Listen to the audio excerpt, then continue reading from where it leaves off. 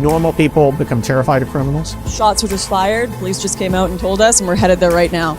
They become terrified of their own government. Here we go from the Post-Millennial. Breaking: all January 6 footage publicly released by House Speaker Mike Johnson. I'd like to just pause and say, dude, why on a Friday? Come on. On a Friday? We know why he did it. He had to do it. This shows they really didn't want to do it, but okay, fine. It finally happened. Do you think it's better to do it on this Friday, considering next week is like, if he did it on Monday, it's a holiday? That's the perfect time to do it. Absolutely. It's Thanksgiving, dude.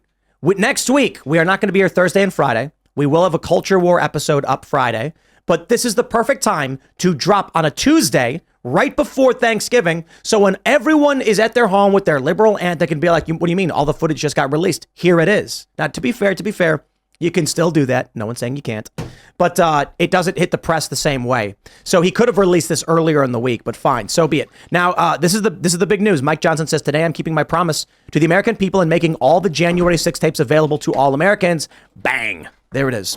Take a look at this. We got it all, baby. It's right here at cha.house.gov/CHA subcommittee, blah, blah, blah, blah, blah. The link has been published online by tons of people on Twitter. And we've got some of these clips. Hey, here you go. Here's a video of a police officer shaking a dude's hand as they're walking through. The cops clearly don't care anybody is here.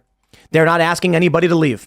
Now, I understand that in some circumstances, people were fighting with police. Yep, those violent people should be arrested and charged. I understand.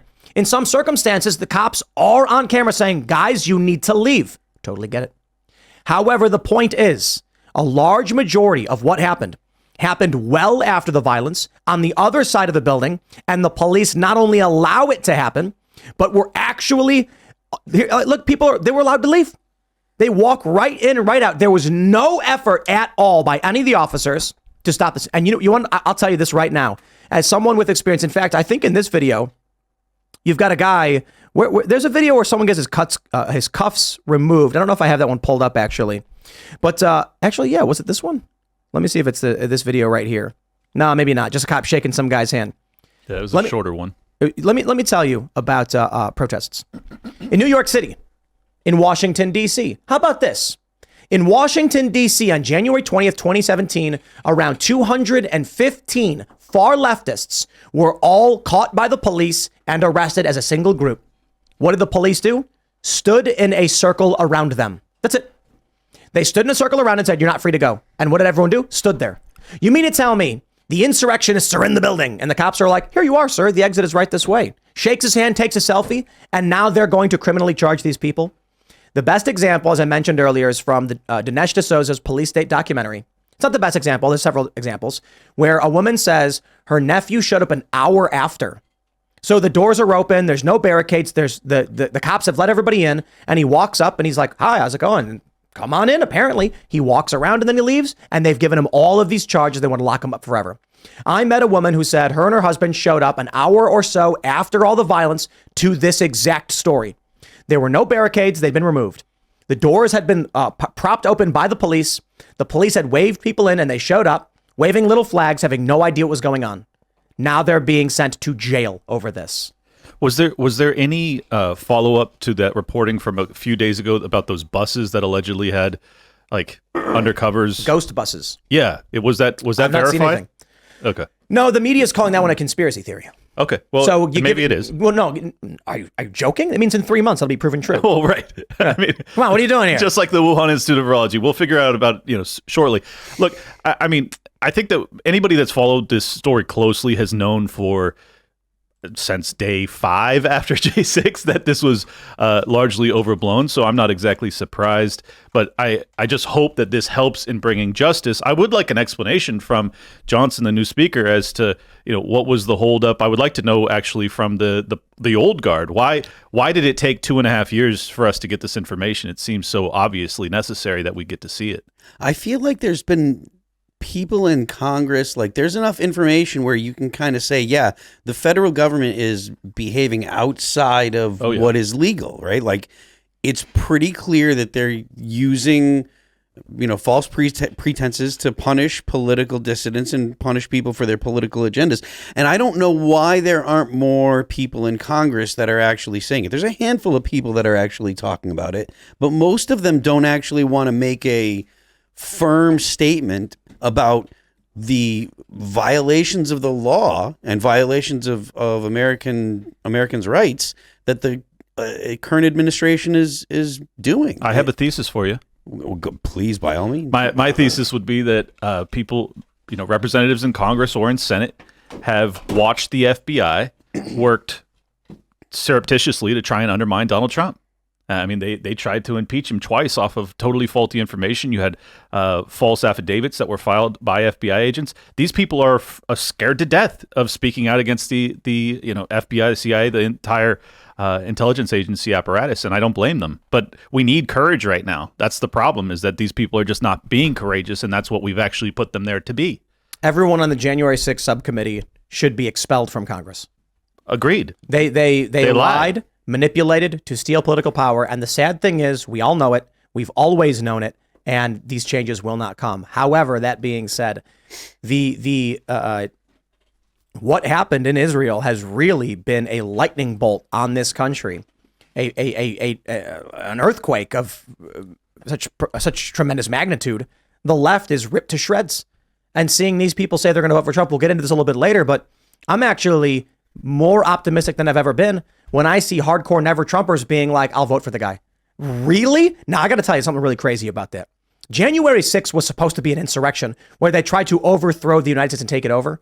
And now you've got people they don't care anymore because of Israel. Again, I know. We'll get into this a little bit later. But my point is, when it comes to January 6th subcommittee, their goal was insurrection. They sat in those committee hearings withholding information, lying about what was going on. Why? To steal political power. That is an insurrection. That is seditious conspiracy. And these videos only prove more of what we already knew.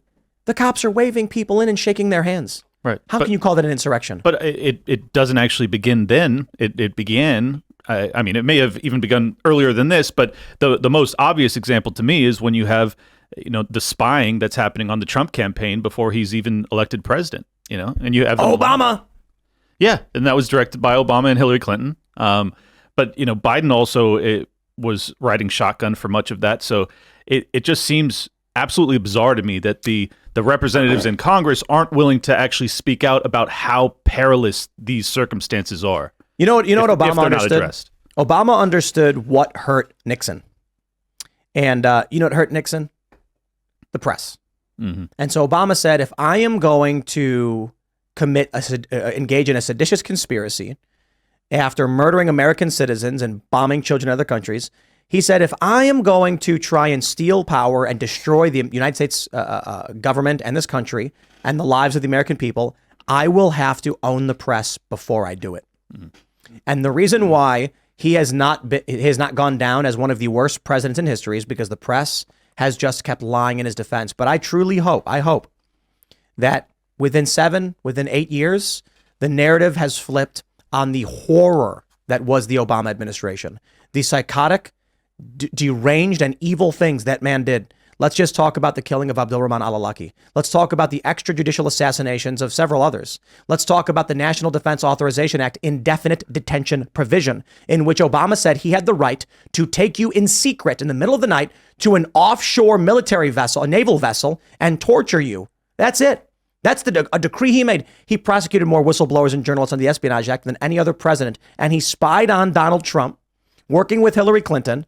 We know this, and still he gets past all this. Why? He owned the press. Well, and he also won a Nobel Peace Prize for nothing. Nothing. I mean, to top all that off, he was given a Nobel Peace Prize. Well, sure. He didn't win. But let me just add one more item that's in my wheelhouse as to reasons to not like Barack Obama.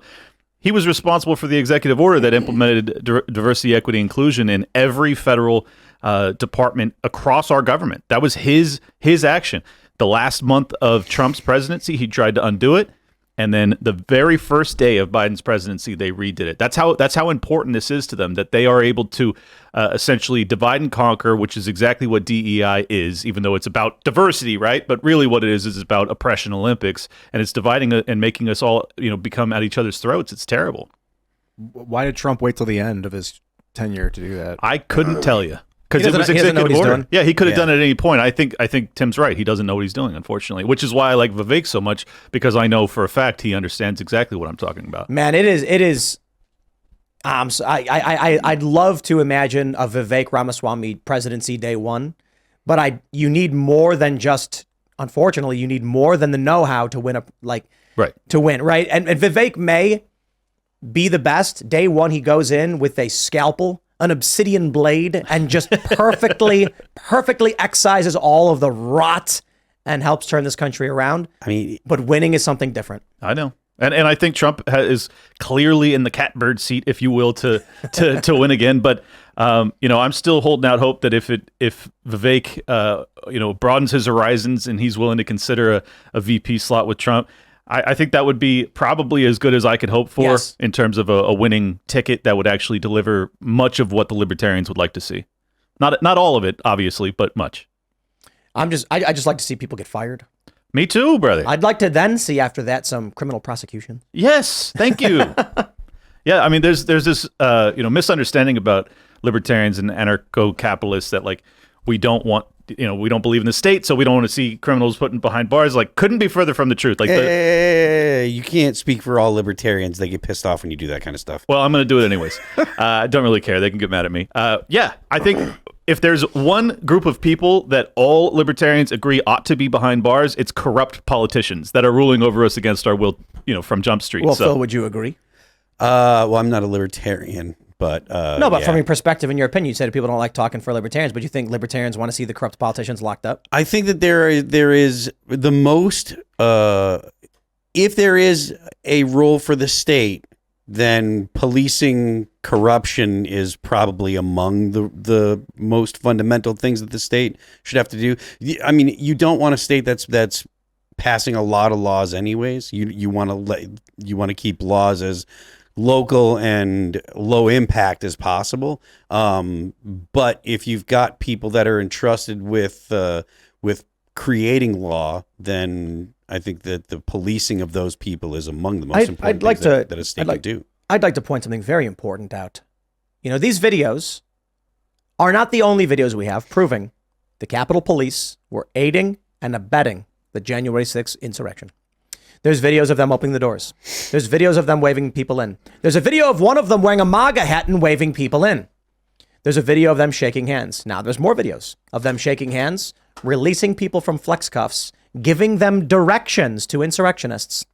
And the most important thing, the Capitol Police have been expanded under the Biden administration into new locations, which would mean the Capitol Police, the principal and most powerful organization involved in facilitating the January 6th insurrection, have been given more power by the Biden administration, which would mean Joe Biden himself is engaged in an insurrection by aiding and abetting insurrectionists and therefore is disqualified under the 14th Amendment. Fire him! That's some Fannie Willis judicial work there. I don't care. I want to see the paperwork. Look, if they're gonna claim Donald Trump did this, that, or otherwise, and it's all BS nonsense. I just gave you all your novel legal theory. Roll with it. File the lawsuits. Yeah. Yes, they're losing, but do it anyway. You had Lauren De Laguna on your show last week, and she made an interesting point that sometimes people are guilty of crimes. You don't want to prosecute them for the betterment of society. That's a legal philosophy. And there are times and places when you would not prosecute, even though they've done something wrong. I thought that was interesting, considering our current political paradigm and the whole tit for tat. I'll get your guy, and in 4 years you're going to get me, and then 4 years after that, someone's going to come and get you back. Maybe there's a... See, this is the problem with that, because I am a very forgiving person, and I'm also Buddhist meditating type like yourself. So the issue that I have is that it's not tit for tat. It's one direction. Give me an example, a real example of a Democrat who plays ball with the establishment that actually sees hard time behind bars. It's very rare. Right. It's very, very rare. So the issue is not so much that, the GOP is being persecuted. It's that the left is never being persecuted. So if that's the case, you don't have justice at all. Well, to be fair, Eric Adams in New York, he gets upset about immigration. So what happens? Right. Oh, the feds come crashing down. Because he didn't play ball, right? That's right. And I mean, that's really startling because, he was the mayor of New York City, right? Is the mayor of New York Yeah, City. is. Sorry. I'm already assuming he's out. But yeah, I mean, we've got 2-3 million illegal immigrants that are coming across the border. Many of them are making their way to New York, and their infrastructure is, basically being overran. And he's doing his job, but just because that goes against the kind of neoliberal narrative about open borders and that immigration at any magnitude is acceptable, well, then you can't talk about it. Thanks for watching this clip from the Timcast IRL podcast. Hang out with us live Monday through Friday at 8 p.m. and become a member over at timcast.com for uncensored, members-only shows exclusive. Thanks for hanging out, and we'll see you all next time.